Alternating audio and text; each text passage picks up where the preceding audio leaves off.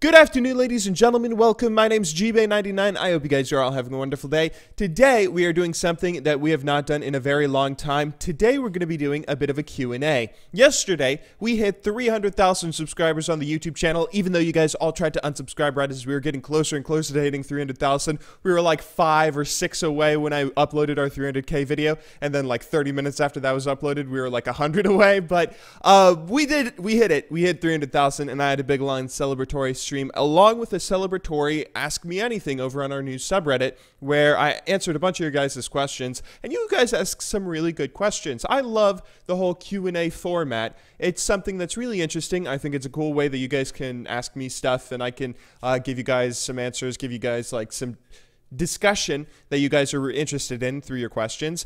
And I thought that it would be kind of fun to expand on some of the best questions you guys asked in a YouTube video. So that's what we're going to be doing today.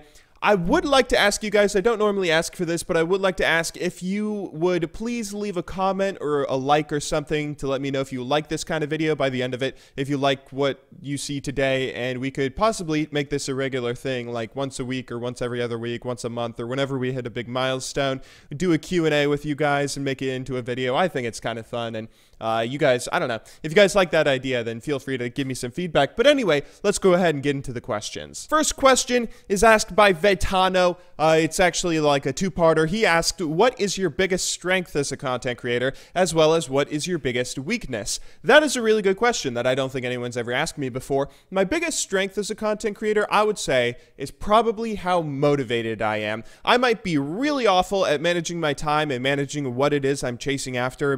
You know, I might want to go full-time with GBay99 making daily videos over here, but I also want to do a second YouTube channel where we just, like, in my spare time, manage an entire other YouTube channel, but I also want to stream full-time, and I also want to go pro in Rivals of Ether, and I also want to have time for friends and family and personal time for myself. I'm really bad at managing my time, and I have all sorts of things that I want to do and I want to pursue to the fullest, which probably actually makes me worse at all of them, but I never have an issue of wanting to do something, right? Like, that's, I think, my biggest strength is I am always ambitious and I'm always motivated towards whether it's wanting to be the biggest streamer on Twitch or biggest YouTuber on YouTube.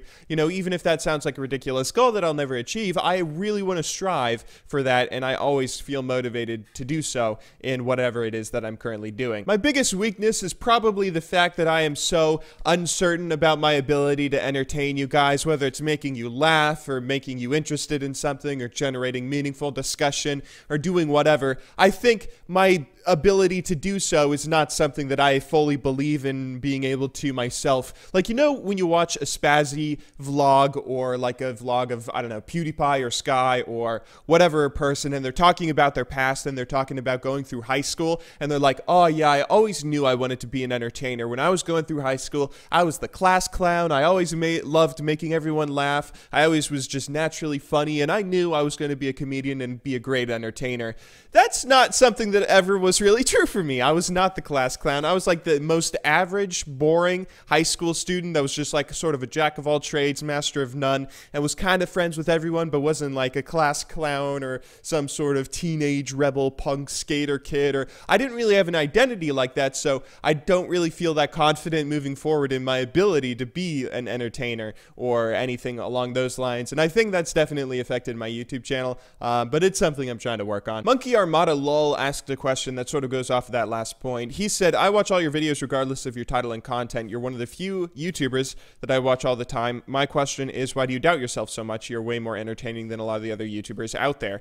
That sort of goes off of our last point, as I said, where it's just sort of, I'm a bit insecure in my ability to be an entertainer, but I think part of that is also the fact that there's never been a moment on YouTube where I'm like, okay, now I am successful, right? Like, on YouTube, I guess I could definitely overcome those insecurities if I viewed myself as a super successful and entertaining person, but on YouTube, it's not really like that. You don't just wake up one day and you're like, okay, now I am a successful YouTuber. Now I am rich. You know, I'm not rich. I'm not able to go out and buy a house with all the money I make from YouTube, or go out and travel the world and not worry about money. I'm not PewDiePie rolling in dough. I'm just sort of an average guy who just works another job the same way that anyone else would work a job. The only difference is, I guess, I work in the entertainment industry in its own little weird way. I've amassed a very large number of people, and I try and do a better job of patting myself on the back and recognizing that I've come very far and that a lot of other YouTubers out there would love to be in the position that I'm in. But it's also something that I've always tried to stay humble about it, and I've always sort of put myself down, not really realizing how far I've come. So because of that, I've never viewed myself of, oh, wow, I'm a big successful YouTuber now. And I think part of that is why I doubt myself so much. Salzy asked a question that I was actually I don't know if I've ever seen this question before. It's a really good one. He said, if you would have made a bucket list like 10 years ago, which parts of it would have already been fulfilled and which parts would still be on there? Now, keep in mind, 10 years ago, I would be 11 years old, so I would probably have a bit of a more immature bucket list, but the things that would already be fulfilled on it is by the time I was 11, I knew I wanted to do something in video games. I think that was around the time that I was like really getting into games where I thought, I remember thinking to myself after getting an Xbox for Christmas and thinking about how I was going to become the best Halo player in the world. I thought to myself, all I gotta do to get good at Halo multiplayer is to play it over and over, right? Practice makes perfect. And I love video games. I'm never going to get tired of video games. So I just want to do something like that with video games all my life. I want to become the best at video games and be able to make a career out of it. It didn't really turn out that way. I never really got to the top level of any of the games that I tried to compete at, but I have successfully made a living, kind of, off of playing video games, which is a very, very enjoyable thing, and I'm very proud to say that I was able to accomplish something like that in the early years of my life. Another thing that would probably be crossed off that bucket list was I wanted to travel. I've always loved traveling, and I've been able to travel all across the U.S., to all four corners of the U.S.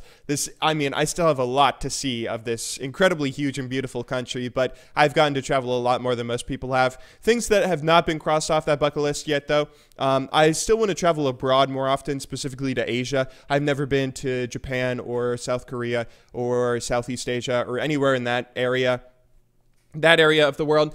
And I also want to own a house. That's something that I've always wanted to do all my life. I want to own a house, and that is something that I still got a long ways to go. And finally, our last question for today was asked by Mikhail Epi, who said, have you ever regretted choosing this career path or game, since I feel like you can't handle feedback so well? This is probably in response to our past few videos where I sort of was getting frustrated at trying to make videos that appealed to everyone and made everyone happy. I don't think that, firstly, to answer the question, no, I've not regretted making this career path or choosing this career path or choosing League of Legends as a game. I think it's something that anyone would have difficulties with.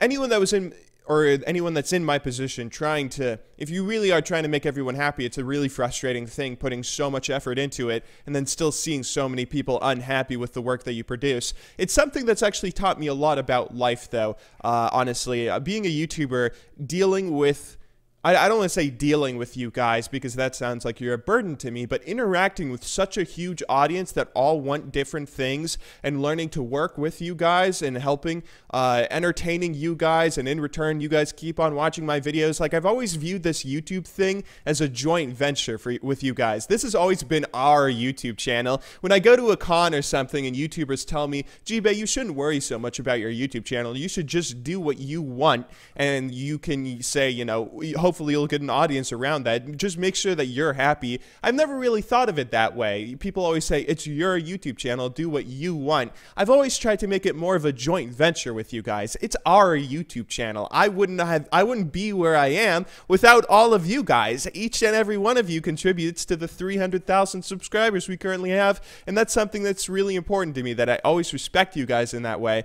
And learning to work with you is something that's like given me a really awesome experience that I will carry with me for the rest of my life, and that probably a lot of other people out there in the world don't know how to deal with large crowds of people the way that I do, kind of. I feel kind of proud in how far I've come and how much I've learned, how much you guys have taught me about the world and about the internet and all sorts of stuff like that. Anyway, I hope you guys all enjoyed watching today's video. You can, of course, leave a comment down in the description down below. Leave a question if you guys want to be featured in the next Q&A video. I think that these are really fun, and as long as we get some positive feedback in the comments and likes and everything down below, then I would like to make this a more regular thing. Leave your own question, and you might be featured in our next Q&A video. I hope you guys all enjoyed watching today's video, though. I will, of course, see you all tomorrow, but until then, thank you very much for watching. Good luck in solo queue, and have a wonderful day.